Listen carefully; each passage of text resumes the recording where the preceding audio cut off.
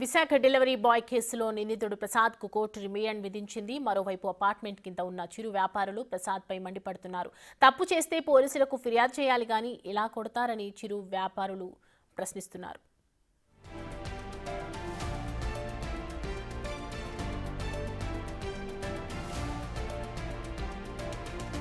అక్కడి నుంచి మరింత సమాచారం మా ప్రతినిధి నాయుడు అందిస్తారు.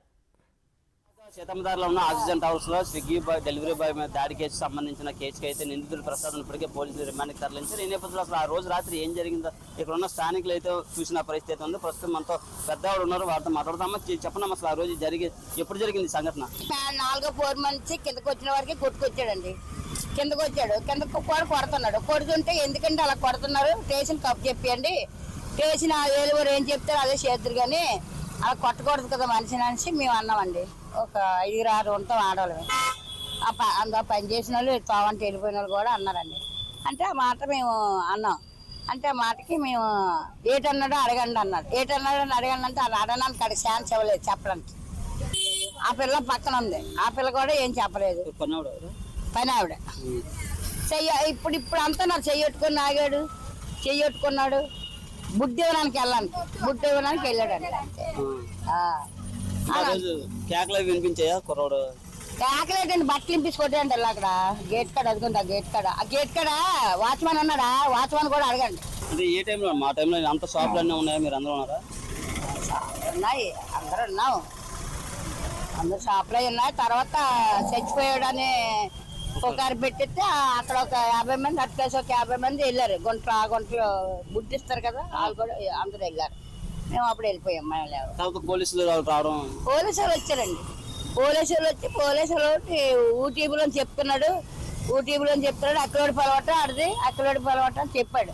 మాట్లాడాడు మాతో అని చెప్పాడు పోలీసుడు. అంతే పోలీసుడిని అడిగితే ఆ కుర్రోడు శామింగ్ ఉన్నారు ఏంటంటే అని అడిగాము. అడిగితే శామింగే ఉన్నాడమ్మా, బాగానే ఉన్నాడు.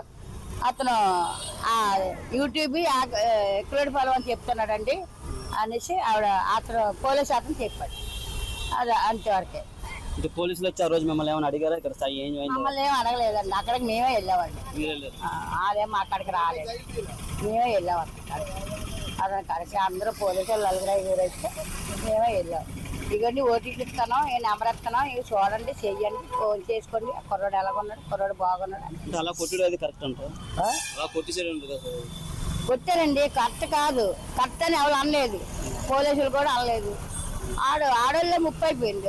ఇంకా ఇరిగిపోయినట్టు కొట్టాడు, కర్ర ఇరిగిపోయినట్టు కొట్టాడు. బట్టలు ఇంపిస్తే కొట్టారు, బట్టలు ఇంపిస్తే కొట్టారు. కొట్టడం స్థానికులు అయితే చెప్తున్నాను. పూర్తిగా ఆ రోజు రాత్రి ఫుడ్ డెలివరీ కోసం తీసుకుని వెళ్తే పూర్తిగా మమ్మల్ని చేయి పట్టుకున్నారంటూ పని మనిషి ఆవిడ కంప్లైంట్ పెట్టడంతో పూర్తిగా ఎవరైతే ఫ్లాట్ ఓనర్ ఉన్నారో ప్రసాద్కి చెప్పడంతో ప్రసాద్ వచ్చి ఈ ఫుడ్ డెలివరీ బాయ్ అనిల్ని అయితే కొట్టడం జరిగింది. ఈ నేపథ్యంలో పూర్తిగా కిందకు తీసుకొచ్చి బట్టలు కూడా ఇప్పించారని ఇప్పుడు మనకి ఇక్కడ ఉన్న స్థానికులు కూడా చెప్తున్న పరిస్థితి. ప్రస్తుతం ఎక్కడైతే ఇష్యూ అయిందో అదే అపార్ట్మెంట్ దగ్గర అయితే మనం ప్రస్తుతం ఉన్న పరిస్థితి ఉందో. పూర్తిగా ఈ ఫ్లాట్ అసోసియేషన్తో ఎవరు మాట్లాడలేని పరిస్థితి ఉందని చెప్పి గతం జరిగిన తర్వాత పూర్తిగా పోలీసుల చేతిలోకి వెళ్ళడం, తర్వాత ఎవరైతే నిందితుడు ప్రసాద్ ఉన్నాడో ఆ ప్రసాద్ పేపర్కి రిమాండ్ కూడా వేసిన పరిస్థితి అయితే ఉంది.